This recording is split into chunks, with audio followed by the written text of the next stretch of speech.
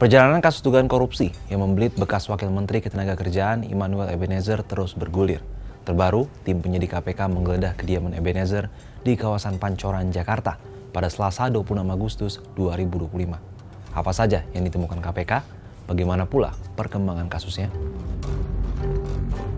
Dalam penggeledahan pada Selasa siang, tim menemukan sekaligus menyita 4 ponsel yang diduga sengaja disembunyikan di plafon rumah. Selain itu, tim juga menyita 1 unit mobil Toyota Alphard serta 1 unit mobil Land Cruiser dari pihak lain yang terkait dengan perkara ini. Juru bicara KPK Budi Prasetyo menyebut KPK bakal mendalami temuan ponsel tersebut dalam pemeriksaan terhadap Immanuel Ebenezer untuk mengetahui apakah ada unsur kesengajaan menyembunyikan atau upaya merintangi penyidikan. Isi dari barang bukti elektronik tersebut juga akan segera dianalisis untuk menjadi petunjuk bagi penyidik.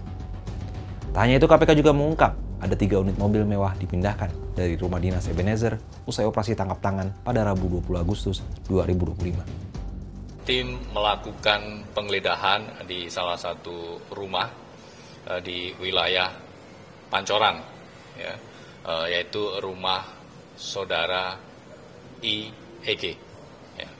Dari penggeledahan itu, tim mengamankan sejumlah barang bukti elektronik dan juga aset dalam bentuk kendaraan bermotor roda 4. Dan hari ini juga langsung dibawa oleh penyidik ke K4.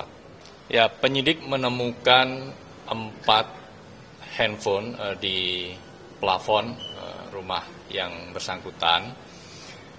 Nanti kami akan tanyakan tentunya ya dalam proses pemeriksaan apakah memang sengaja disembunyikan atau memang menaruh handphonenya di plafon. Penyitaan ini menambah daftar total kendaraan bermotor yang disita KPK. Total sudah ada 24 kendaraan yang disita KPK dari para pihak yang terlibat dalam kasus dugaan pemerasan dan pengurusan sertifikasi keselamatan dan kesehatan kerja atau K3 di Kementerian Ketenagakerjaan. Selain Ebenezer, ada 1 nama lain yang mencuat dalam pusaran kasus dugaan pemerasan pengurusan sertifikasi keselamatan dan kesehatan kerja atau K3, yakni Sultan Kemenaker. Julukan itu disematkan Ebenezer pada Irvian Bobi Mahendro, pejabat eselon menengah di Kementerian Ketenagakerjaan. Mengapa julukan itu melekat pada Irvian? Bagaimana sepak terjangnya di kasus dugaan korupsi tersebut?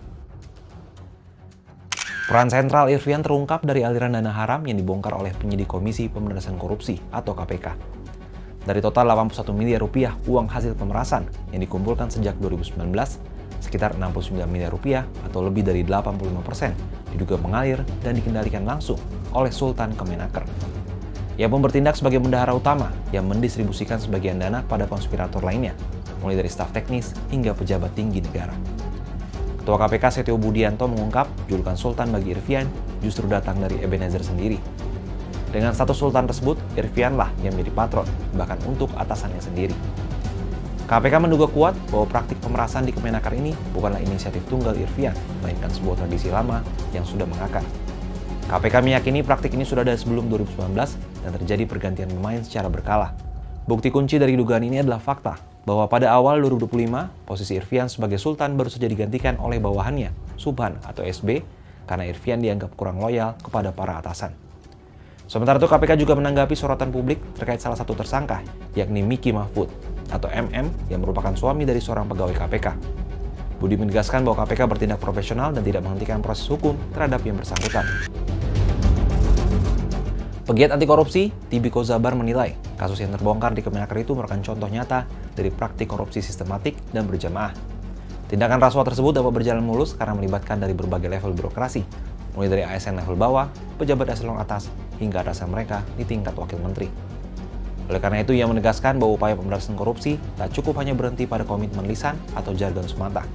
Hal yang paling mendesak untuk dilakukan adalah perbaikan sistem yang ketat dengan menerapkan prinsip transparansi dan akuntabilitas, sehingga tercipta mekanisme yang terkontrol.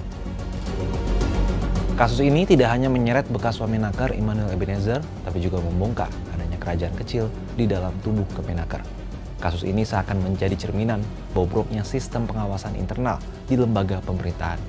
Menurut sahabat Kompas, langkah konkret apa yang harus segera diambil untuk memutus tradisi korupsi semacam ini agar tidak terulang di kemudian hari?